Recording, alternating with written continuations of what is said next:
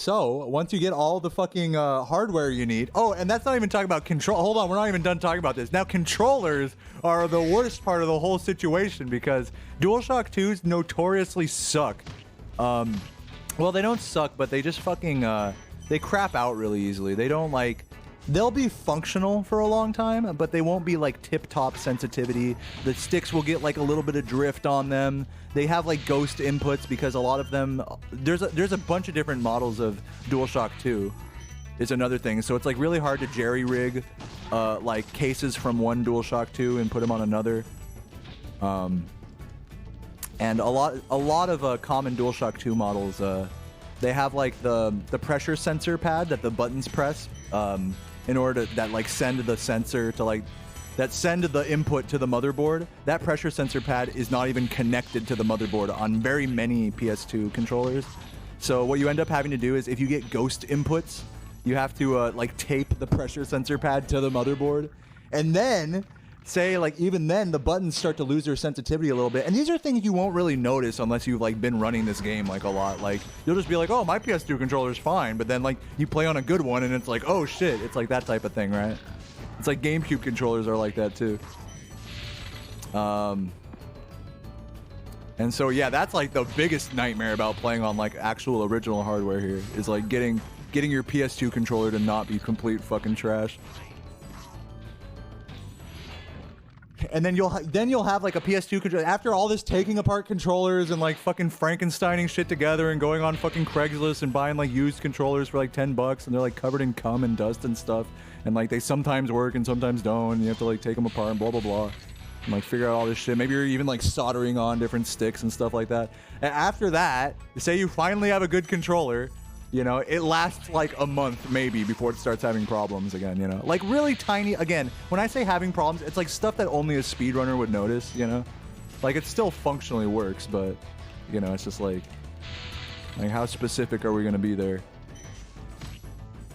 So it's that type of thing. Luckily, this controller's lasted me like about a month, but I had to take this thing apart and like tape the thing down and yada yada.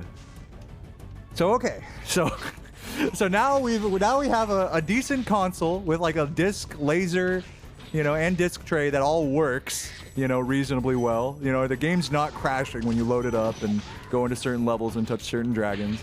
Okay, great. So, and you have a controller that like doesn't drift or have like shitty button sensitivity or it gets ghost inputs. Great. You're already like a cut above most people at this point. You're already a top 1%er at this point. Now you got to get the capture card, all right? And but you know, like a composite capture for like PS2 games is like kind of trash. So the most cost-effective thing is to use like a GV USB 2 and use S-Video. But then you got to be using a fucking monitor or CRT that takes S-Video, which not all of them do. So it's just endless fucking hurdles for you to get over. So what I do is I play on a component which introduces a whole nother slew of challenges. Okay, my CRT happens to be a Sony Trinitron, which is one of the few CRTs that actually take component input. That's the 5-colored video cables instead of the 3, okay, for those who are uninitiated. So since I'm using component output, I need my CRT to be able to handle that, and I need my capture card to be able to handle that, but I'm using an HD capture card, which uses HDMI instead of a component. So how do you get around that? Oh, well, you need an upscaler. And so here's this fancy upscaler that I have. It's like $200 OSSC, like custom built like fucking bullshit, that costs as much or more than the capture card itself. My capture setup is like $400. And that's not including the cables and splitters and all that. So then, okay, so great. So you have your fucking upscaler. It's not over. I'm not done with the problems yet. So you have your upscaler and your fancy HD capture card, you know, if you're me.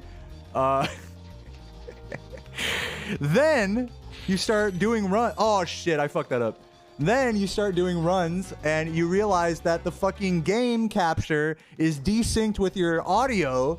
And it's like, wait a minute, how the fuck do I fix this? Well, as it turns out, as Count Creep told me, you actually have to set a setting every time you turn on the OSSC. You have to go into the output options and change the deinterlacing from line 2x deinterlacing to line 4x deinterlacing. And then you'll have the crispiest possible upscaling that will have no lag for the Elgato, and you don't have to readjust the delay on your mic every time you start the stream. But you do have to adjust the OSSC every time you start the stream and deactivate and reactivate it on OBS. And that's assuming that everything is working and there's no issues between connecting this to that. The Elgato is not recognizing it, you know, yada yada, right? Which is inevitably like what you're gonna have to deal with, you know, when you first get it set up. You know, shit's not gonna work at all, even at first, until you play with like every possible option on not only on OBS but on the upscaler, you know, and on your PS2 and you know, and everything you could think of. Oh my god. So even if you have all of the hardware and a good controller and a decent disc and a console that doesn't fucking explode when you play it and a fucking TV that can take the fucking right, you know, inputs, you know, that doesn't have lag, and you have your capture set up perfectly, then you're ready to start streaming this fucking game.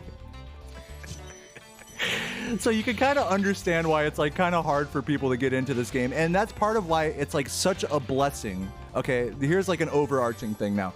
That's why it's such a blessing that emulator runs are allowed on the leaderboards, because it's like, who the fuck wants to go through all this shit that I'm talking about right now? Nobody, literally nobody would speed. And yes, there are easier ways of doing the things that I'm talking about, but overall, like, this is the shit you deal with as like a console player for this game, you know? Taking apart controllers every now and again, you know. Oh, uh-oh, my disc crapped out. I'm starting to lose time on dragons, you know. Oh, uh-oh, my capture card's having issues. Let me fucking spend a whole night figuring that out. You know, nobody wants to deal with that. We just want to play the game, right? We just want to sit here and just run the cute Spyro dragon, right? So, yeah. So before you say, "Oh, emulator loses time. Why is it on the same leaderboard?" Think about all that bullshit.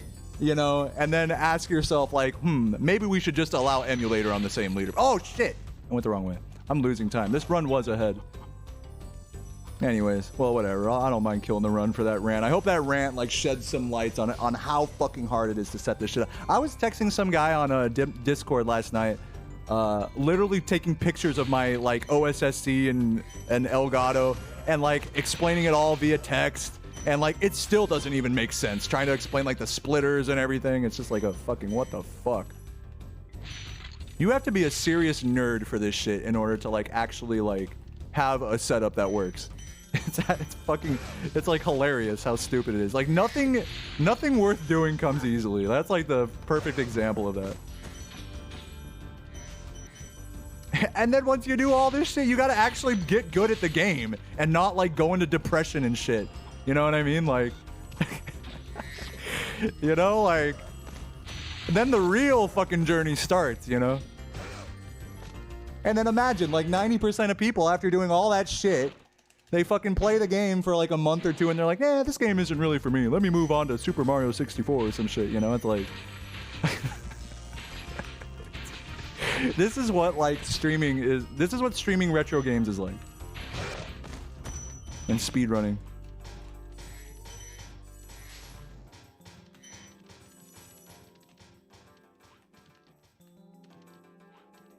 Yeah, that's the true final boss. Like, this is your mental health, you know? For real. Once everything is working crispy, you know, tip top, like, I have to not be tilted that I threw away this green pace right now. You know? You think that's easy? No, fuck no, that's the hardest part right there. Fuck all this crazy shit about, like, buying shit off fucking secondhand off sketchy ass people. Like, this is the what you're watching now is the actual hardest part of it all, you know? So damn, talk about a hard hobby to get into.